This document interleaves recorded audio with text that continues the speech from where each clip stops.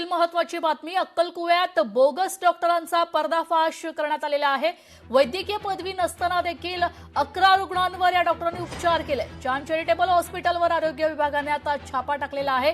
ग्रामीण भागातील बोगस डॉक्टरांचा प्रश्न ऐरणीवर आलाय. खापरगावात जाऊन John charitable trust cancer research centre या ठिकाणी जाऊन तपासणी केली असता त्या ठिकाणी मोहन गावित यांच्याकडील तपासणी करण्यात आली. त्यांच्याकडे जे साहित्य मिळून आले त्यावरून ते ॲलोपॅथीची प्रॅक्टिस करत असल्याबाबत दिसून आले. तेथील साहित्य जप्त करण्यात आलं आहे. त्या ठिकाणी 11 पेशंट्स हे तपासणीकरता उपचारासाठी आलेले होते. त्यांचे जबाब नोंदवण्यात आलेले आहेत. त्यांच्यावर ॲलोपॅथी उपचार करत असल्याबाबत दिसून आलेलं आहे.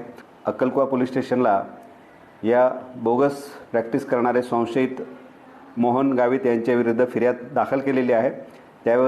त्यावरून अक्कलकुवा पोलीस स्टेशनला सदरचा गुन्हा दाखल करण्यात आला आहे आणि सदर गुन्ह्यात आरोपीवर पुढील कायदेशीर कारवाई करण्यात येत आहे. लोकशाही मराठी ऐका, पहा, जागरूक रहा.